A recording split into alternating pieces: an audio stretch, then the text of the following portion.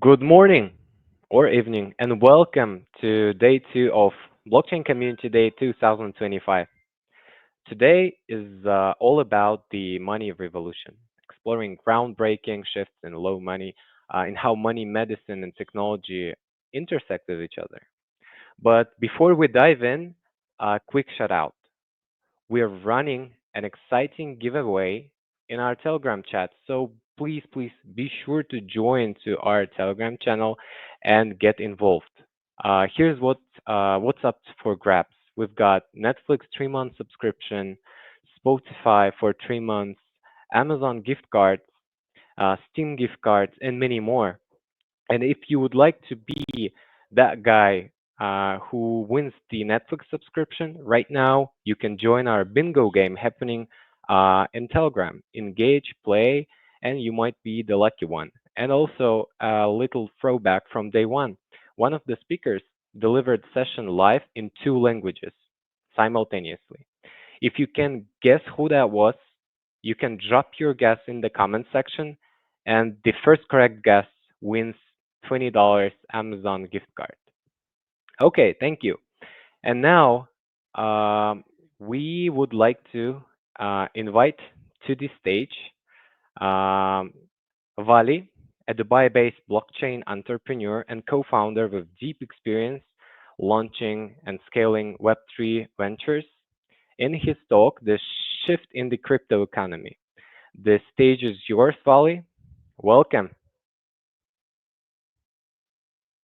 Farooq, thank you so much for having me over. Ladies and gentlemen, boys and girls, a warm welcome.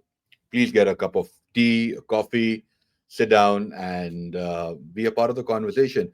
I hope there is a way that I can see the reactions of people. So, Farooq, if there is a way that I can kind of see their comments or I can see some kind of an interaction, would be very nice. Otherwise, it would just would be me going ahead and talking all the way. I But got you. yes, Farooq, go ahead. Okay, I got you. No problems. Thank you, Farooq. Thank you. Because it's always easier to kind of understand what people are thinking. It's brilliant to know what really is happening, right? Thank you, Farooq, for the introduction. Well, ladies and gentlemen, I've been in blockchain and crypto for a while. I am from India, Bangalore, the Silicon Valley of India, but now I live in the epicenter of crypto and blockchain, which is Dubai. Dubai was one of the first places, that actually uh, lived up to the hype and continued it because they actually went ahead and made a lot of changes that affected in a positive manner across the world. We see some of the biggest events in the world happen here in Dubai. We have a lot of VC firms. We have a lot of founders, thanks to the tax uh, brackets that we have here, which is 0% income tax, which is a big thing for someone coming from India or for the guys in US. And also the infrastructure that you see, you might as well pay a bit of tax for the infrastructure that you have. But let's talk about 2017, when it kind of really started spreading amongst all of us. Bitcoin then skyrocketed to 200,000. People were buying digital cats for a few million, and the crypto circus got wild and chaotic, a little crazy. Let's fast forward it to 2025, and the circus has grown up. Blockchains quietly powering billion-dollar industries, from finance to food safeties. So, how did we get here? Let's talk about that journey. I'm here to show you the crypto economy shift, hype to utility, a transformation that not just is changing lives, but even markets.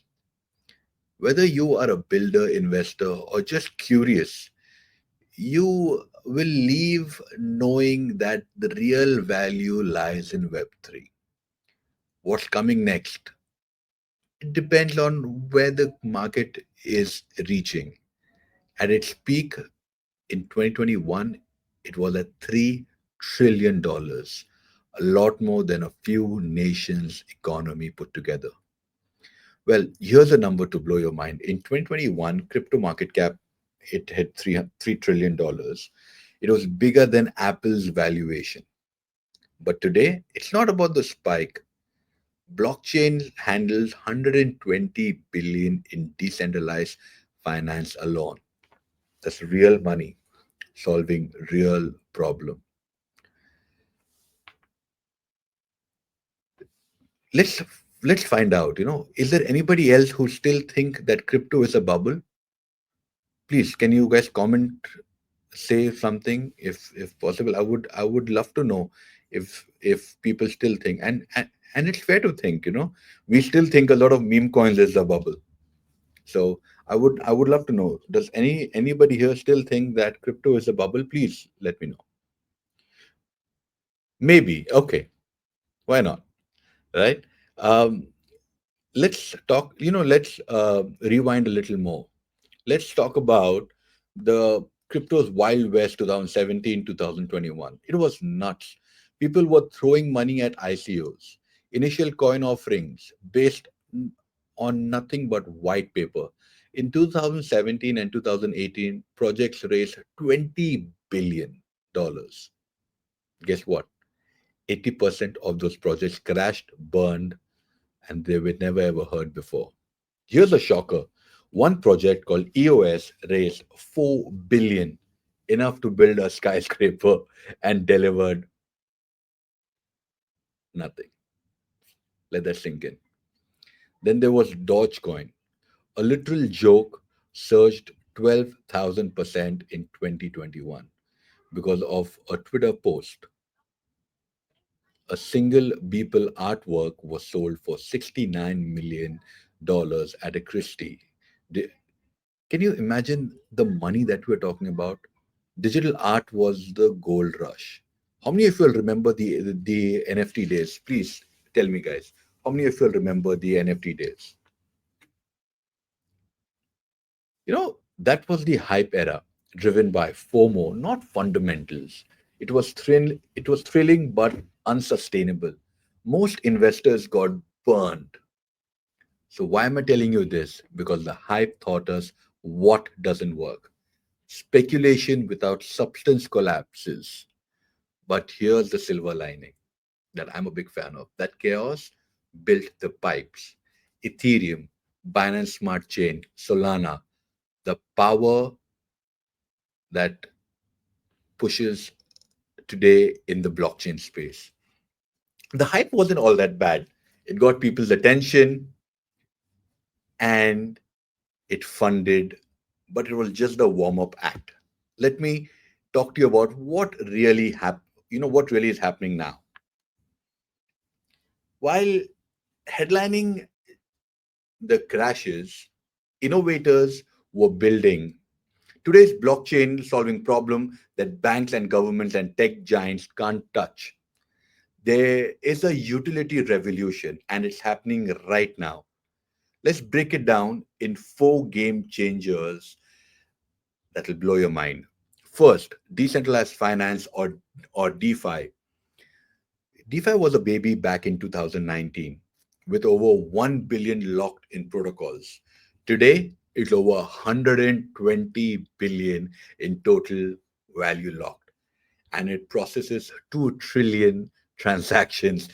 By the way, that's more than PayPal's annual volume.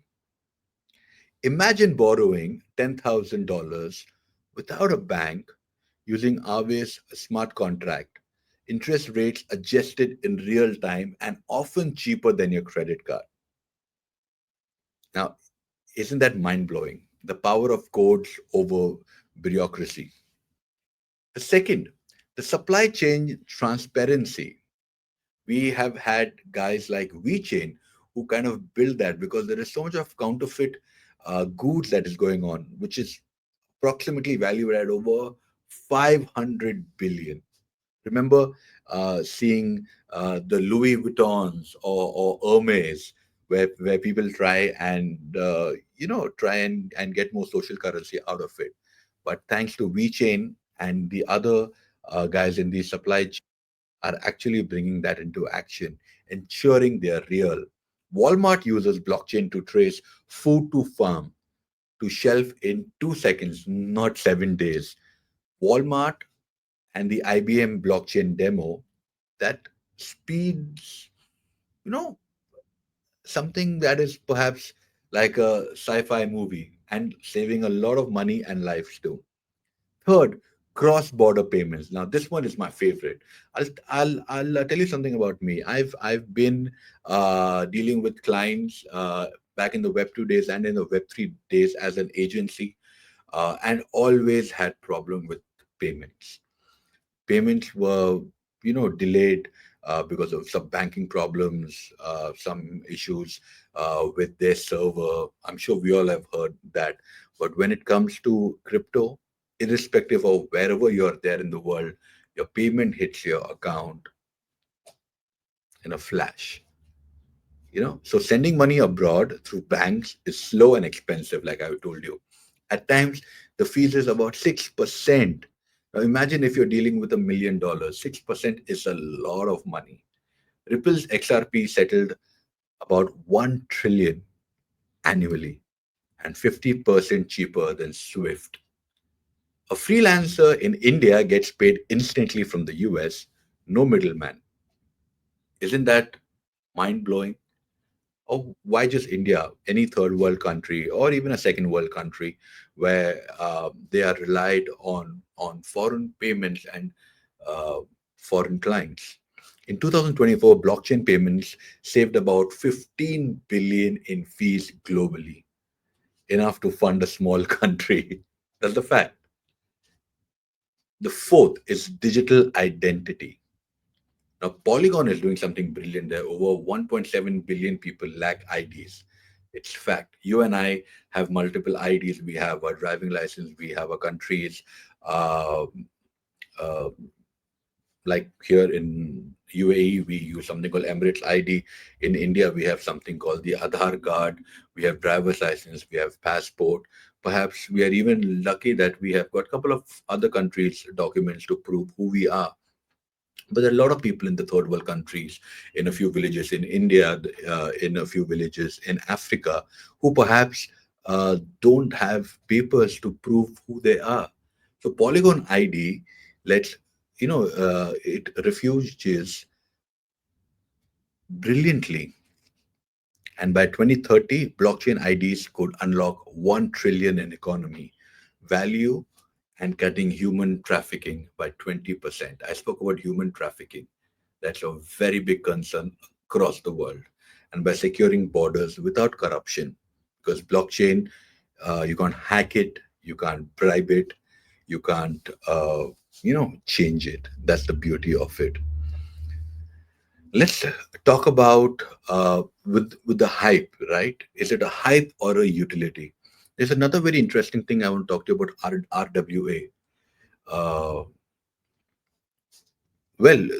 the Polygon ID, I have a question.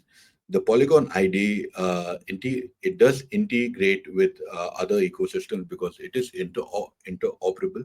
They are bringing in far more uh, different projects in and doing a partnership that they can use the digital identity. DID has been there for a while, but I think on its full blown, it would take a little time for it to come out in open, where people will be able to recognize it even further. As we see more and more apps or dApps wanting DID as a part of the KYC, it is going to be better. Let's talk about the timeline that we are currently in, right? In the opportunity in the post-hype world. I'm sorry, before that question, I was telling you about Dubai.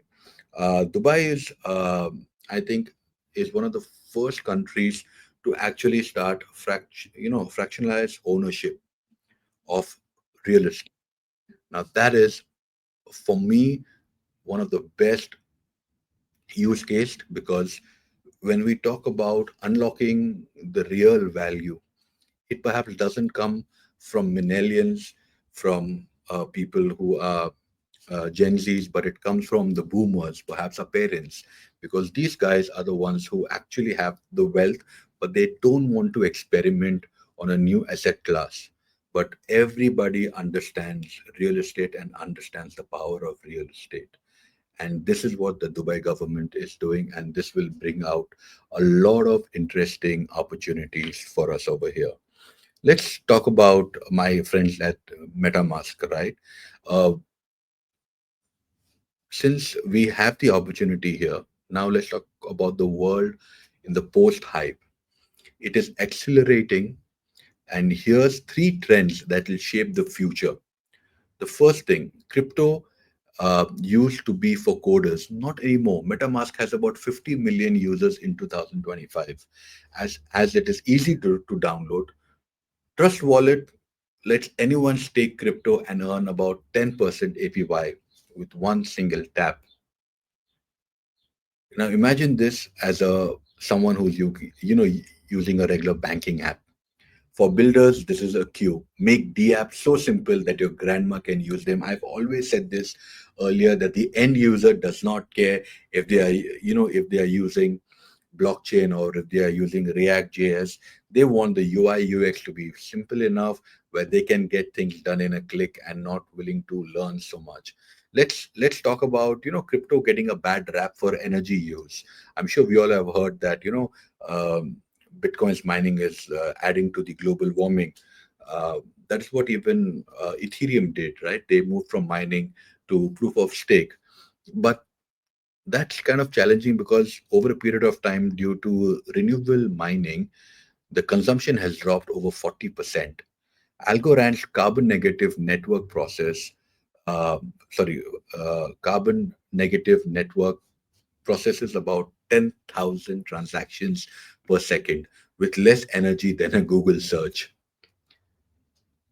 Now, sustainability is nice, but it must, and it's attracting billions in investment. The third is the real world tokenized assets. Imagine owning about 100%, sorry, $100 in a Dubai skyscraper, like how I told you, no brokers.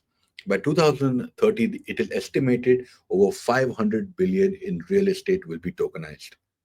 500 billion. Platforms like Polymath are making this real, turning liquid assets into tradable tokens. McKinsey also has got a brilliant graph on it where they talk about how this is going to grow to over $500 billion and even more. But here's the kicker. Web3 startups raised 30 billion in 2024, more than AI startups.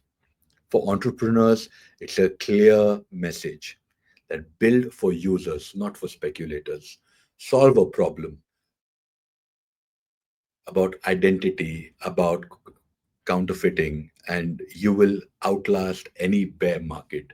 For investors, forget going to the moon 10x, 100x. Fund projects with real revenue, real users, DeFi protocols have earned about 5 billion fee in the last year. Now, these are the things that really excite me. These are the things that are really amazing.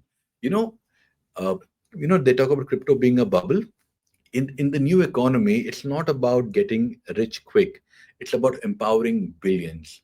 Let me leave you with a story. In Philippines, a farmer named Maria used a DeFi app to borrow $500 for seed with no predatory lender, no bank. She doubled her income in a year, and blockchain gave her a future, the power of utility. By 2030, blockchain could add about 2 trillion to global GDP, more than India's economy today. That's massive.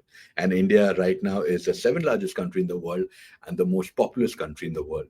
Now, that's not a prediction, it's a plan. And you can be a part of it. Builders, creators, D apps that solve real problems. The investors back team with a vision, not just hype. I work with a lot of VCs myself. I know that they are looking for the real deal. They aren't looking to back any more hype. Those days are gone. Download a wallet tonight if you haven't. See how Web3 feels. The hype is dead. Long live utility. Let's build the future together and join the revolution. Thank you, everybody.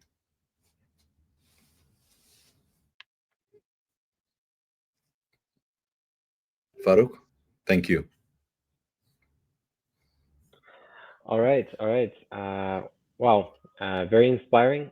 Uh, I've got some personal questions, and I can't see questions in the chat, but you mentioned that 500 billion of real estate will be tokenized, right? What I understood that this topic interests you the most, me as well. What do you see as the, well, let's say, biggest opportunities and challenges in bringing the real estate to on, onto the blockchain? Because it really does tackle the topic of mass adoption in this case.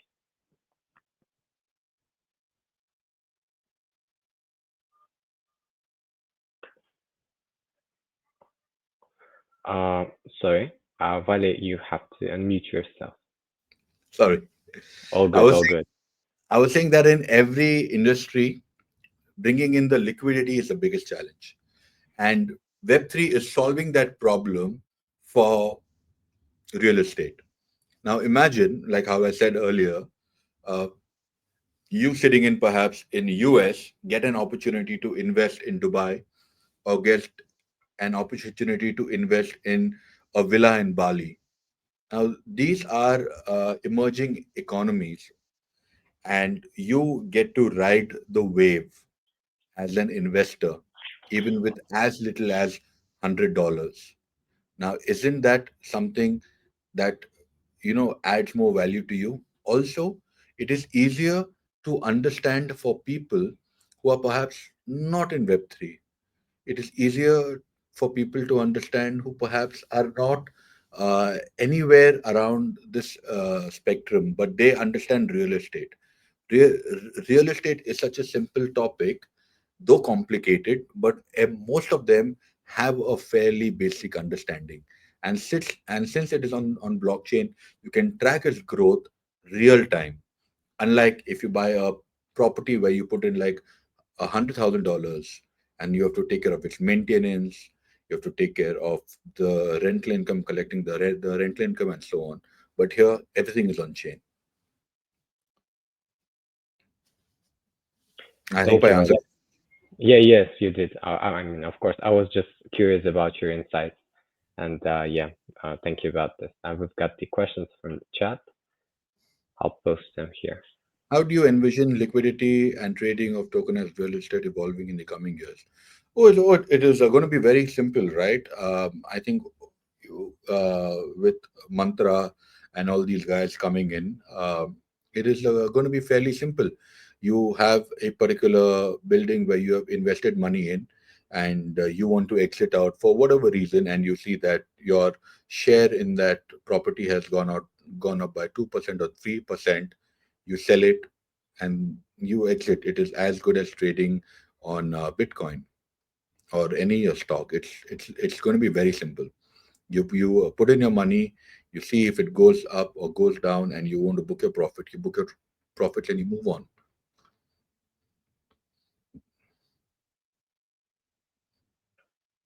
And the last one, I'll read it out loud.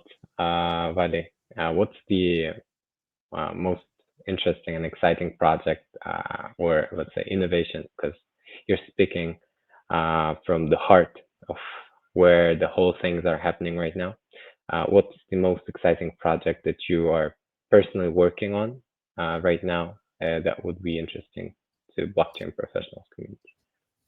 So I am a big fan of the neo banking system, a place where you can make payments, buy, sell things on crypto.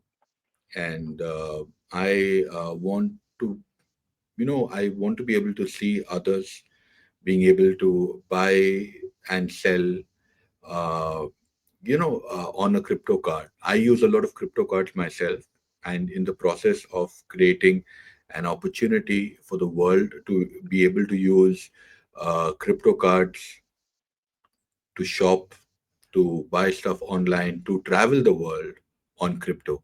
helping them spend their stable coins or crypto in the most convenient manner. Okay, cool, cool. I think this is something that you could definitely share at our brown bag sessions. We This is something that we host on monthly basis here at Blockchain Professionals. So that could be another topic for you to bring to our platform here. Sure, Faraz. Uh, I I think we're short on time now. Thank you so much, Wally, for your insightful look into the crypto economy. Really, it is something that is evolving and shaping the perspectives. For now, I love the discussion we had here. And up next, we have we're getting ready for Nishita Sachdev with her session, "The Money Revolution in Medicine." Let's say bye to Vali again. You're welcome here next time. See you, Vali.